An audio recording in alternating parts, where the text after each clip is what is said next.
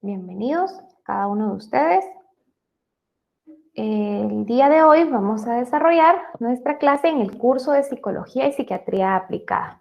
Ustedes saben que este curso se identifica con el código FG 144.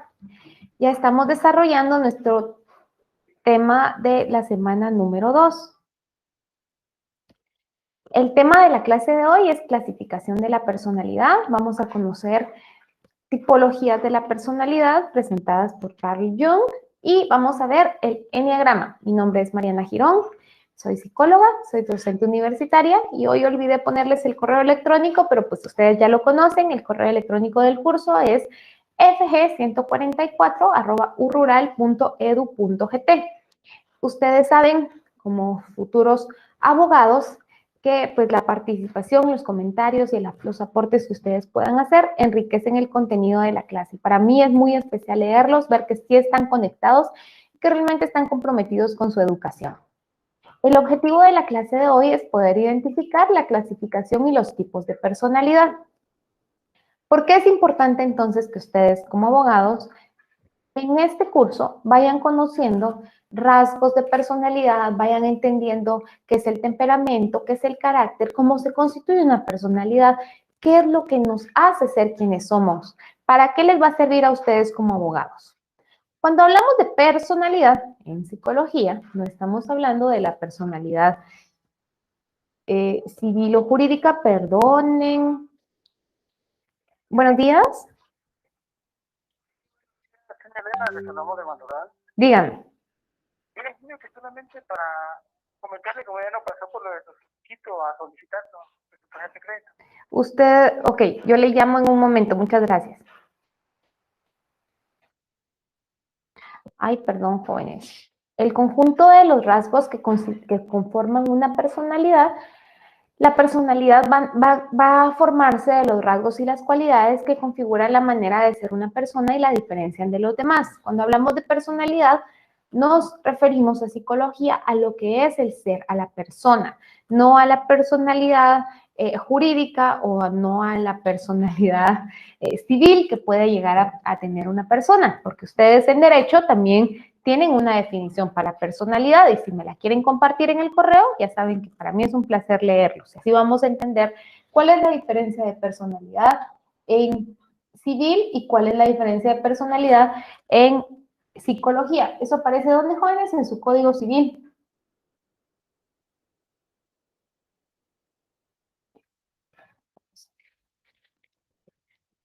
Yo quisiera leerlos, que ustedes me lo digan en el correo. Bueno, pues la personalidad en el derecho comienza con el nacimiento y termina con la muerte. Eso lo establece para Guatemala, eso es como se define. Sin embargo, la Constitución garantiza y protege los derechos desde la concepción. El que está por nacer se le considera nacido para todo lo que le favorece siempre que nazca en condiciones de viabilidad. ¿Cuáles son las condiciones de viabilidad? Que pueda valerse por sí mismo durante el momento de su nacimiento. En psicología son estos rasgos y estas cualidades que van a poseer cada una de las personas. En el mundo, ustedes como abogados también me gustaría que me dijeran cuántos seres humanos existimos, cuántos millones de seres humanos. Y es que yo cargo y vuelvo a cargar a ver si ya me escribieron y no. Bueno, habemos millones de seres humanos en el mundo y cada uno de nosotros presentamos una personalidad distinta. ¿A qué se deberá esto? Porque a veces creo que encontré a mi alma gemela y es alguien que su personalidad es idéntica a la mía y por qué después voy descubriendo que no, que en realidad no somos tan iguales. Porque nadie en el mundo ha logrado demostrar que tenga la misma personalidad, ni aún los gemelos jóvenes. Las personas, ¿cómo se llaman ustedes? Le llaman cognoscencia, que son los partos dobles. Los partos dobles, ni siquiera los gemelos, pueden lograr tener la misma personalidad. Aunque se parezcan, aunque sean hermanos, aunque sea su alma gemela, aunque sea la persona de la que usted se enamoró, todos somos diferentes, porque la personalidad nos va marcando a través del momento en el que nacemos, incluso desde que estamos en el vientre de nuestra madre, ya se está formando nuestra personalidad. Todos los recuerdos inconscientes que quedan ahí guardados son parte de quienes nosotros somos. Es muy diferente un embarazo en el que una mujer está disfrutándolo y está cuidándose y está estimulando esta pancita, está disfrutando su maternidad, está usando ropa bonita de estas que nos hacen ver bien gorditas con vuelos y todo lo demás, a la que tiene que esconderlo, la que no quiere que sus papás se den cuenta. Jóvenes, yo no sé si ustedes han vivido esta experiencia, es increíble, pero las mujeres que ocultan su embarazo, sobre todo las adolescentes que ocultan su embarazo, pues saber dónde está el bebé, saber qué se hace, porque no aparece, o sea, se ve, la pancita no aparece. Y hasta el momento en el que ella ya le dice a sus papás, en el que ella ya le cuenta a su familia, pues ya le salta la pancita. Yo no sé cómo estará churruscadito ese bebé para que no se muestre, pero es algo real. No lo he buscado científicamente, pero es algo real. El que un niño se oculte y que la pancita no se note hasta que ella ya lo dijo. Y eso va marcando nuestra personalidad, va siendo ya desde ahí parte de quienes somos. Hola, Sandra Vega nos dice: personalidad es la investidura legal que el Estado brinda a las personas individuales para ser sujetos de derechos y obligaciones. Exacto, muchas gracias. Ustedes en derecho tienen una definición para personalidad, que es esta investidura legal para ser sujetos de derechos y de obligaciones. Hola, Julius.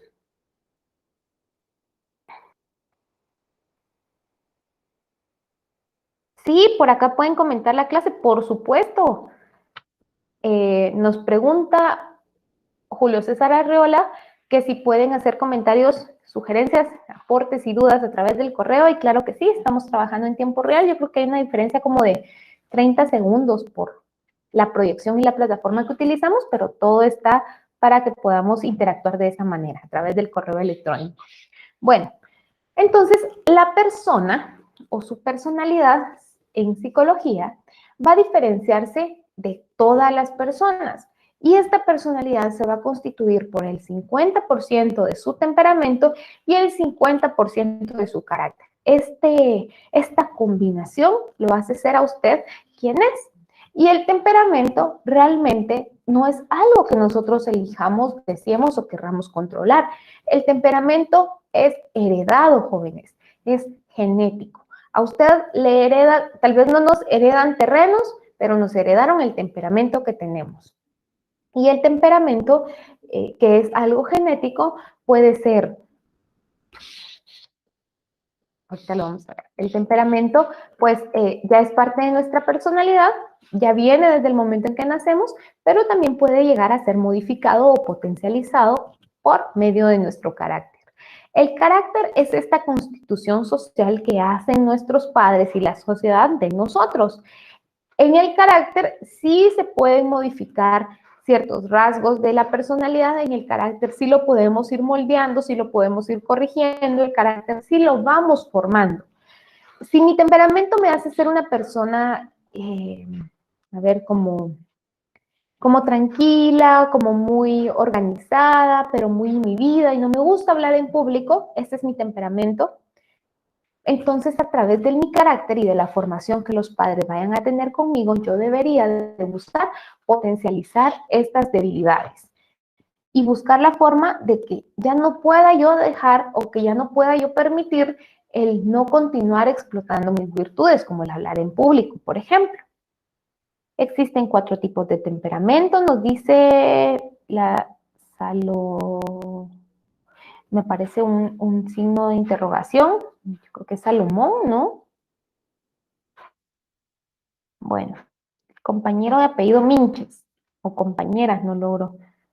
Existen 4 tipos de temperamento, nos dice sanguíneo, colérico, flemático, melancólico. Ellos con frecuencia se hallan combinados, aunque predomine uno. Un gusto saludarnos. Buenísimo, muchas gracias por su aporte. Y entonces en mi temperamento yo tengo miedo a hablar en público, y si recibo clases de oratoria, si busco que mis papás estimulen mi personalidad, si yo voy a ser inducida y voy a aprender de esto, entonces no voy a seguir teniendo miedo a hablar en público y puedo ir corrigiendo y potencializando mis debilidades. Como su compañero mencionó, en el correo electrónico Minches-Hill existen 4 tipos de temperamento, jóvenes: flemático, sanguíneo, colérico y melancólico. Sí, realmente podemos tener una combinación de los 4, una combinación de 2, nos podemos sentir identificados también solo con uno, porque es el que predomina sobre nuestra personalidad, pero tenemos rasgos de otro tipo de temperamentos.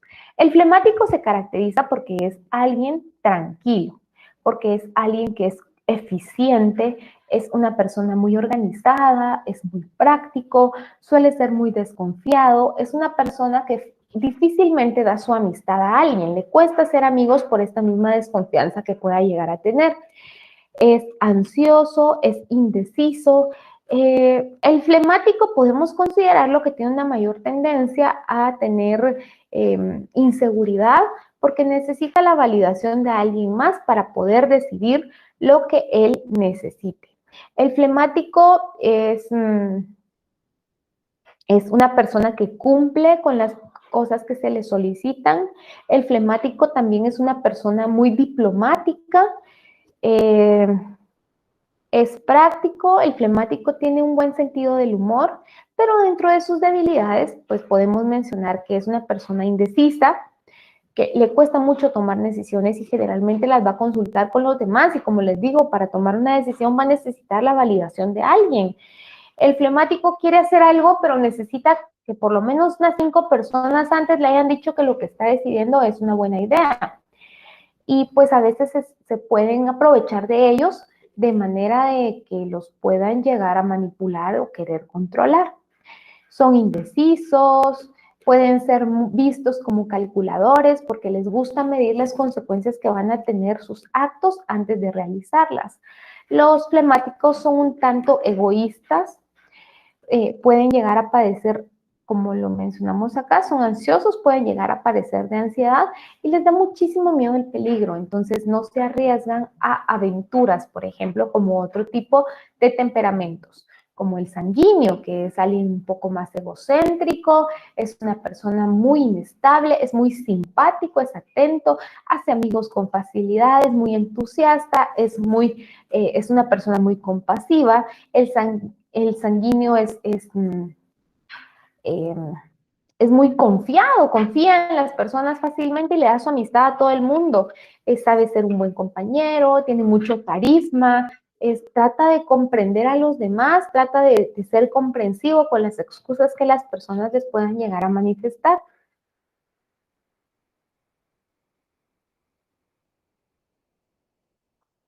Saludos, Antigua Guatemala. Muchas gracias por escribir, Jorge Toc. Bueno, el sanguíneo también tiene debilidades o lo hace ser vulnerable el que es muy impulsivo, el que es egocéntrico. El sanguíneo puede llegar a tener poco control de sus impulsos, entonces puede reaccionar de manera agresiva o violenta. El sanguíneo no es disciplinado, es más arrebatado, él va más a como las cosas vayan saliendo, no las planifica tanto, es muy exagerado, es inestable. El colérico es una persona que se caracteriza por ser muy optimista. El colérico es un gran líder, es muy productivo, es muy vanidoso, es astuto, es enérgico, es paciente. Como les digo, pues puede ser un gran líder.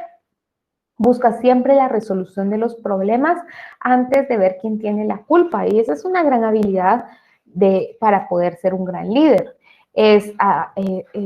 Si tiene voluntad de hacer algo, lo hace, lo cumple y hasta que lo termina. El colérico es una persona que puede ser impaciente, puede ser vista por ese mismo liderazgo y su habilidad como una persona muy prepotente, es intolerante, es vanidoso, es rencoroso, los coléricos suelen ser muy sarcásticos, pero son personas muy astutas que siempre van a encontrar la forma de resolver los problemas que se les presenten. El melancólico, pues, se caracteriza por ser una persona sensible, es muy creativo, es un tanto egoísta, pero es porque realmente no puede, no se da cuenta de las necesidades de los demás. Es muy minucioso, es una persona leal, es analítico y es muy crítico. El melancólico, pues, es alguien muy sensible, que fácilmente puede llegar a ofenderse. Son personas muy idealistas, que pues les gusta imaginar y soñar y alcanzar esas metas también. Son muy minuciosos, cuidan mucho los detalles, son muy analíticos, pueden ser personas muy abnegadas, también son muy susceptibles, se enojan con facilidad o se los hieren con facilidad al ser muy sensibles también. Son muy negativos los melancólicos, pueden ver la vida muy triste, son asociales, les cuesta mucho compartir con los demás, son muy vengativos y son muy egoístas, pero es porque no se dan cuenta de las necesidades de los demás. No es que sean malos, simplemente no pueden tener empatía, no logran desarrollar la empatía.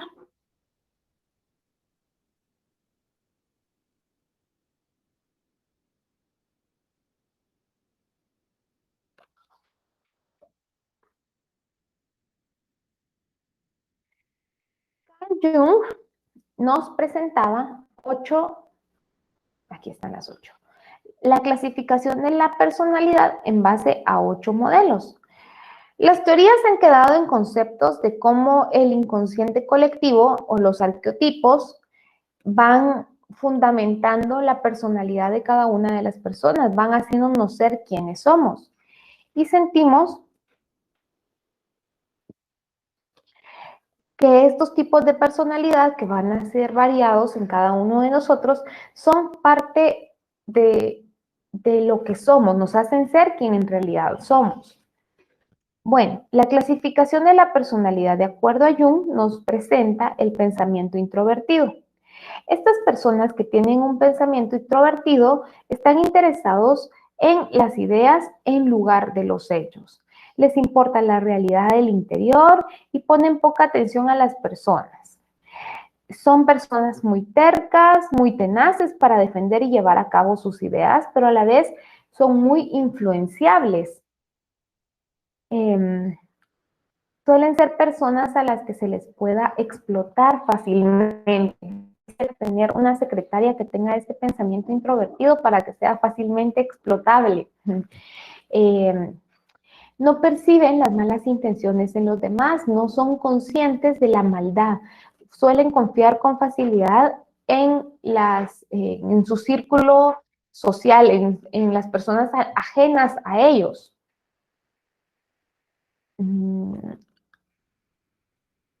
Vamos a ver, también está el sentimental introvertido y es un tipo de persona ligeramente reservada.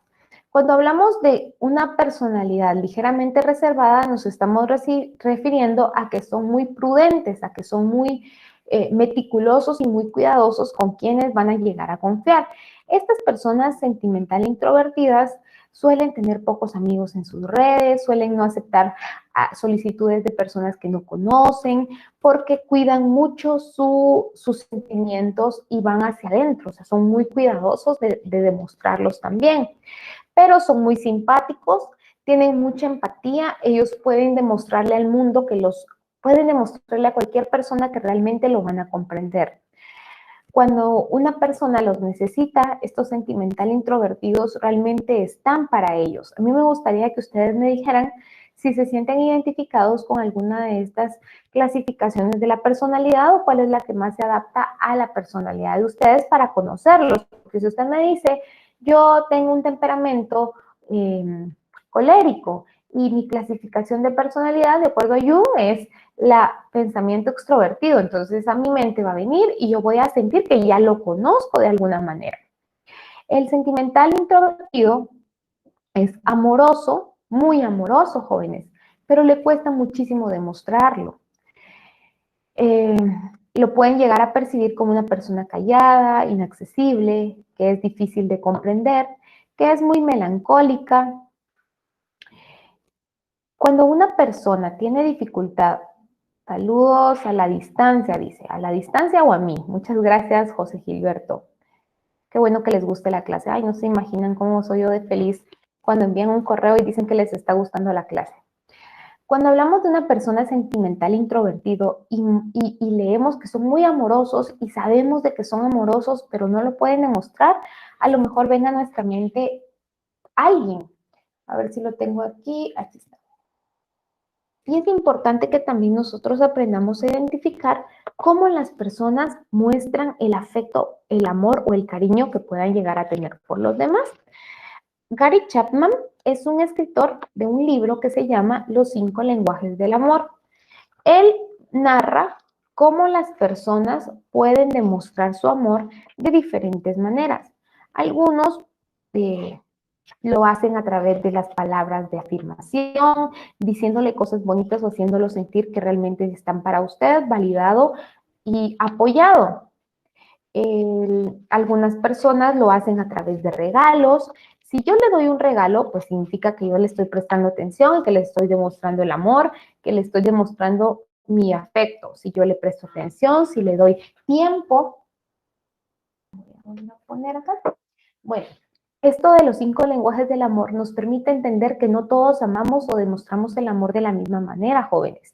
Entonces no podemos ir por la vida esperando que si yo amo porque soy detallista, los demás amen también siendo detallistas. A lo mejor los demás aman dando un servicio, prestando atención, cuidando o sintiendo confianza o no sé, de alguna manera, pero para eso también es importante que tengamos comunicación y que podamos hacerle ver a la otra persona, yo no soy tan detallista, pero si te gustan los detalles voy a esforzarme por demostrarlos, pero si no tengo tanto no significa que no te ame, sino que realmente no manifiesto así mi amor, yo manifiesto mi amor haciéndote un café en las mañanas o cuidándote o dando un servicio, una atención, ¿me entienden? Entonces, para evitar problemas y conflictos y todo lo demás.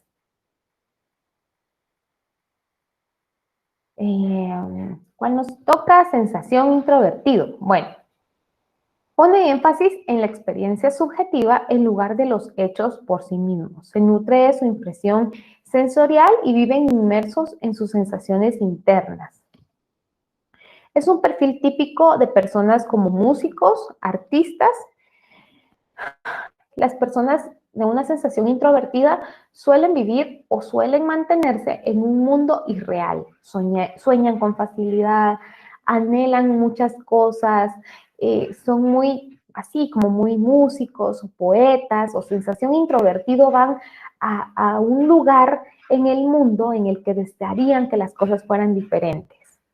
El intuitivo introvertido está interesado con las posibilidades futuras más que con las que tiene ahorita. Es intuitivo porque puede o tiene o él considera que tiene un sexto sentido para conocer a las personas. Está en contacto con su inconsciente y suele ser una persona que, por ejemplo, el intuitivo introvertido o el intuición extrovertido. Esa intuición les permite conocer de otras personas cosas que los demás no ven. Los intuitivos pueden llegar a ser muy buenos psicólogos, los intuitivos pueden tener, pueden ser criminalistas, eh, pueden ser, vamos a ver, con esta misma intuición, las comadronas, por ejemplo, esta misma intuición es la que hace que toquen la pancita y ellas ya les digan qué va a hacer el bebé. Si usted practica esta intuición, este intuitivo introvertido va a ir conociendo el mundo, escuchando su interior, manifestándose a los demás desde su interior. El pensamiento extrovertido, recordemos que estas son las 8 personalidades que presenta Carl Jung. El pensamiento extrovertido es un individuo interesado fundamentalmente en los hechos y a partir de ahí elabora sus teorías. Él puede llegar a reprimir sus emociones, sus sentimientos, descuida fácilmente a sus amigos y a las relaciones sentimentales. El pensamiento extrovertido es un tipo reflexivo, extrovertido. Él Él tiene ya una forma de ser y pues dice que no la va a cambiar. Hace o pretende que todos hagan lo que él quiere. El pensamiento extrovertido pues da o trata de que sus pensamientos influyan en el comportamiento de los demás. Hola, Cari Tokai. La dice que ella ya leyó el libro de los lenguajes del amor. Qué buenísimo, muchísimas gracias por compartirnoslo. Me encanta, jóvenes, de verdad, no vayan a ser ustedes de esos abogados que solo leen libros jurídicos o literatura de historia y de leyes y demás. De verdad, interésense también por la formación de su personalidad, por sus emociones, por sus relaciones interpersonales. Hay libros muy buenos que nos hacen tener mejores relaciones interpersonales, como el Cómo ganar amigos e influir en las personas. Este libro es muy bueno y también les va a servir a ustedes como abogados el poder, si ya lo leyeron, va a ser mi mejor amigo el que ya haya leído ese libro de cómo ganar amigos e influir en las personas, porque ustedes como abogados también necesitan esas técnicas. Hay un libro que se llama, mi libro favorito tal vez, un tiempo mi libro favorito fue 100 años de soledad de Gabriel García Márquez. Por años fue mi libro favorito hasta que conocí las 48 leyes del poder de Robert Greene. Ustedes como abogados creo que también es importante que aprendan a conocer la forma en la que funciona, pues por supuesto la mente y la mente de una persona que tiene poder y cómo influye y cómo el poder puede llegar a modificar las personalidades también o a demostrar otros rasgos. Este de las 48 leyes del poder de Robert Greene, también tiene Robert Greene un libro que se llama Estrategias para la guerra, también podrían leerlo, se los recomiendo. Robert Greene también tiene un libro que se llama El arte de la seducción. Este no me gustó tanto, pero también se los recomiendo, porque como abogados necesitan aprender, que es muy interesante. Hola, licenciada, dice, mi compañero y yo pensamos que es muy interesante su clase y es dinámica, lo que hace una mayor inserción entre su... Ay, muchas gracias. Son de la carrera de Derecho de la sede central, ya van en el 10º. Sí, yo sé, jóvenes, ya en el 10º ya están ustedes a punto de ser abogados. Lo que no sé es por qué Julio Castro y Sabrina Carranza están juntos ahorita, deberían de estar cada uno en sus casas, porque así nos están, así nos están exponiendo, pero nos dicen ellos de que están viendo la clase juntos. No me vayan a decir, jóvenes, de que se terminan juntando todos para ver la clase en línea, qué chiste. Dice, nos pregunta Alejandra si nuestro temperamento puede cambiar dependiendo del entorno. Puedo ser sanguíneo y en el trabajo puedo ser flemático. Muchas gracias, Alejandra, por su pregunta. Ella nos escribe desde la ciudad de Guatemala. Miren, jóvenes, no es que yo tenga una personalidad aquí y tenga otra personalidad en otro lado, sino Carl Jung, no sé si está en la misma presentación, no lo puse en la presentación.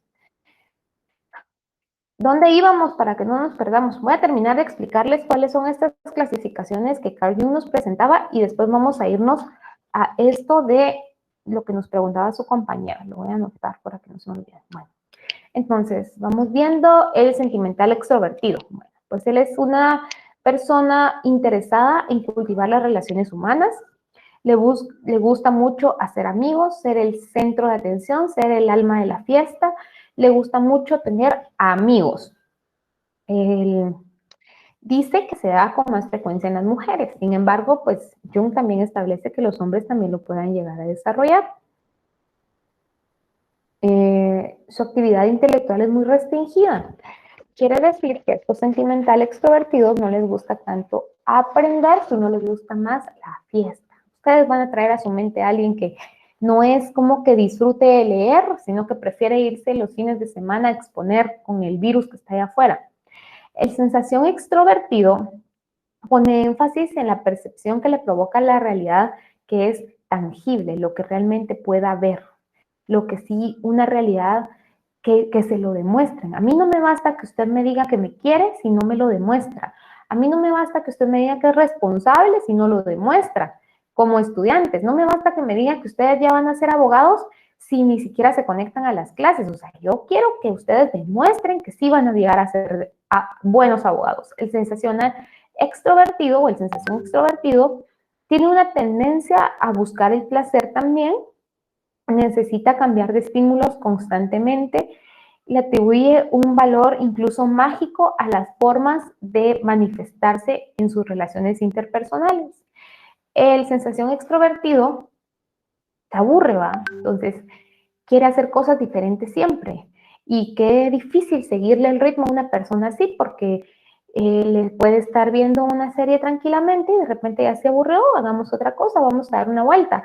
O quiere vivir al extremo y son ese tipo de personas que viven de las sensaciones extrovertidas, como hacer, ¿qué? Canopy, parapente, jóvenes, ¿alguno de ustedes ya hizo eso?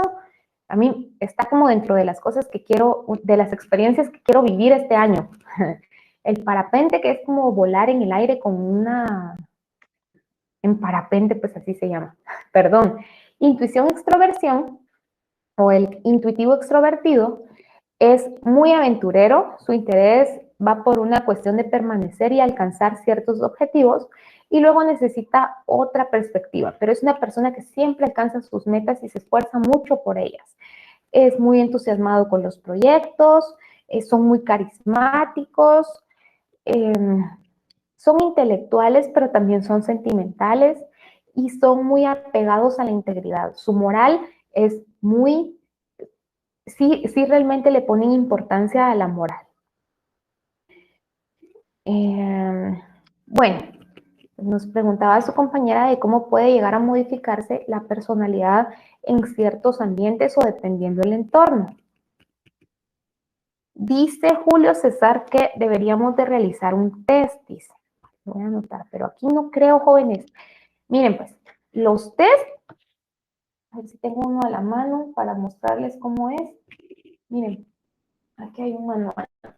Los test no son, y yo les entiendo, porque en redes sociales nos aparece ahí como elige qué tipo de princesa Disney eres o qué tipo de, en base a, elige un árbol y te describimos la personalidad o elige un algo, una hoja y te decimos qué personalidad tienes. Pero en realidad los test no son así, los test son un instrumento científico que ha utilizado validez y fiabilidad para que realmente podamos utilizarlo. Incluso los test pueden ser utilizados como evidencia en un proceso judicial, pero dependiendo qué tipo de test también. Hay herramientas que son subjetivas, como los test, así se llaman, los test subjetivos o los test proyectivos, que son a base de dibujos. Se utilizan la mayoría de veces con niños porque como no saben leer o escribir o con personas de analfabetas o de una cultura difícil de lograr o poco culta, digamos, poco académica. Los test nos sirven como una herramienta científica para conocer los rasgos de personalidad. Estos test que les digo que son a base de dibujos, que podrían ser a lo mejor los que nosotros podamos realizar en esta clase a distancia, yo puedo decirle a usted que dibuje una persona bajo la lluvia y usted hace su dibujo y en la siguiente clase pues analizamos ciertos rasgos de este dibujo o la figura humana, que dibuje una figura humana y analizamos rasgos de este dibujo. Pero en psicología nosotros vemos estos test como test subjetivos o test proyectivos en base a la interpretación que cada profesional le pueda dar. Sí tenemos un manual para la interpretación de estos, no quiere decir que no sean herramientas válidas o útiles en clínica, pero en un proceso judicial no tienen la misma validez, porque un dibujo puede ser interpretado por mí de una manera y por otro profesional de otra manera, y eso es importante que ustedes lo sepan. No va a tener, no puede basarse una sentencia en base a un test proyectivo.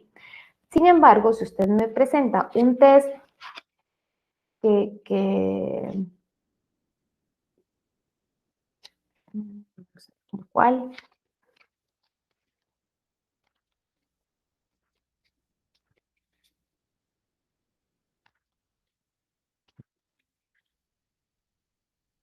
A ver. El test MMPI es un test de inventario multifacético de personalidad de Minnesota. Acá nos va a permitir identificar los principales problemas personales, sociales y conductuales de una persona. Sin embargo, este mismo test me ayuda a medir el coeficiente intelectual. Ahora ya no es tan importante el coeficiente intelectual porque no queremos hacer, en el DSM-5 sobre todo, no se busca excluir a una persona dependiendo el nivel cognitivo de su inteligencia, pero nos es una referencia de qué tanto puede llegar a presentar como alguna psicopatología o algún problema de aprendizaje en base a este nivel de coeficiente intelectual. Hay otro test, por ejemplo, el test de asertividad, que es estadístico, entonces me va a medir el tipo y el grado de asertividad que presenta un individuo. Pero los test tienen baremos, tienen niveles estadísticos y calificar un test de estos lleva aproximadamente 45 minutos. Entonces, si yo hago un test de estos y les califico a todos, me voy a llevar una eternidad. Pero podemos hacer, como les digo, de repente el test de la figura humana y todos hacen el dibujo de la figura humana y en la siguiente clase pues vamos viendo, les voy diciendo algunos criterios interesantes de interpretar en el dibujo de la figura humana. Necesitan una hoja bond, carta puede ser, necesitan lápiz, borrador y sacapuntas, no se trabajan, los dibujos no se trabajan con lapicero, dibujan a una figura humana sin pensar en nada más. Mejor si le ponen dos hojas, en la que van a dibujar y otra hoja abajo. Y dibujan una figura humana, la que quieran, como quieran. La siguiente clase miramos cómo influye su personalidad con esto. Vamos a ver.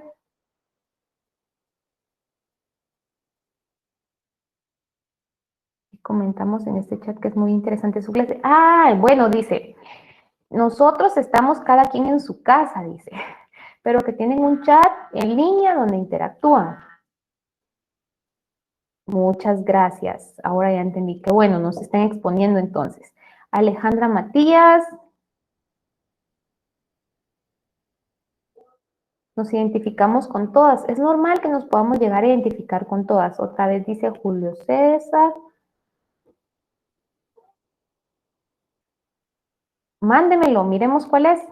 Y de repente sí lo podemos utilizar con todos y es más fácil de calificar por cada uno de ustedes. No sería tan válido, digamos, pero pues, nos sirve para conocernos. La compañera que comentaba por qué nos manifestamos de diferentes maneras, estos son las máscaras, digamos. De hecho, personalidad, no sé si en griego o en latín, no me acuerdo, viene de máscara. Y es que antes, en las obras de teatro, las personas se ponían diferentes máscaras para manifestar otro personaje. Entonces, usted se ponía la máscara y ya era Julieta. Se ponía otra máscara y era Romeo. Y así presentaban las obras de teatro. Poco a poco fueron descubriendo de que estas mismas máscaras van influyendo también en nuestra personalidad. Porque no es como que usted tenga muchas personalidades, sino que va buscando la máscara que más se adapta al entorno en el que usted se está relacionando. No es un problema de disociación o de personalidad múltiple, sino de buscar encajar con conductas socialmente aceptables. No es el mismo comportamiento que usted va a tener en el trabajo, que va a ser un tanto más formal, un poco quizá más serio, que la persona que está con sus amigos, que es más alegre y más espontáneo. Y esto también es importante de aprender a diferenciar. Yo sé que usted es como es y me va a decir que usted no tiene que cambiar en otro entorno. Sin embargo, hay que aprender a tener conductas que sean socialmente aceptadas, a poder aprender a desarrollarnos como ustedes que van a ser abogados, pues en un juicio no van a ir a contarle un chiste al iniciar al juez, pero a lo mejor cuando jueguen fútbol con ellos, porque yo he visto que la mayoría de abogados hace sus torneos de fútbol y terminan jugando fútbol con los jueces, pues ahí sí ya pueden irse a contar chistes, pero aprender a diferenciar los momentos. Esto también se da con los niños, que en la casa los papás los super defienden porque no conocen que en la escuela son más extrovertidos, porque en la casa los limitan, los restringen de una manera en la que pues ya al ir a la escuela pues se liberan. También pasa mucho con familias que son muy religiosas o con moral así muy cuadrada, muy, ¿cómo decirles? Sí, que es muy religiosas, de principios muy moralistas. Entonces, cuando estas personas salen de casa, sienten la libertad total y los papás no se la creen de que sus hijos nunca han sido así, sus hijos siempre han sido correctos.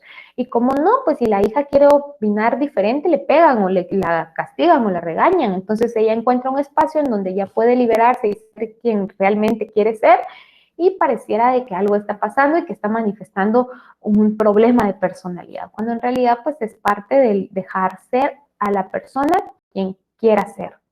Olga María, mi compañera, y a mí nos parece muy bonita su clase.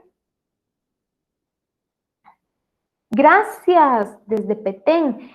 ¿Qué libro nos recomienda para estudiantes de la carrera de Derecho? Ya se nos acaba el tiempo, pero les mencioné este de las 48 leyes del poder de Robert Greene y cómo ganar amigos e influir en las personas. Esos creo que ustedes como estudiantes de Derecho los tienen que conocer. El enneagrama, no. Bueno, vamos a ver las preguntas de evaluación. Ustedes saben, 5 preguntas, ya se me va el tiempo de respuesta múltiple, ya conocen la modalidad. La primera pregunta es cuál es el conjunto de rasgos y cualidades que configuran la manera de ser de una persona y la diferencian de los demás. La segunda pregunta es cuál es la peculiaridad e intensidad individual de los afectos psíquicos y de la estructura dominante y de humor y motivación. La tercera pregunta es cuál es el tipo de temperamento que posee la persona que tiende a tomar decisiones basándose en los sentimientos más que en la reflexión. La cuarta pregunta es cuál es el temperamento que caracteriza a las personas equilibradas y con control de impulsos. Y la quinta pregunta es cuál es la manera en la que ésta reacciona habitualmente frente a una situación. Si tienen alguna duda, pueden ver el resumen del video de la clase que está en la plataforma. Para mí es un placer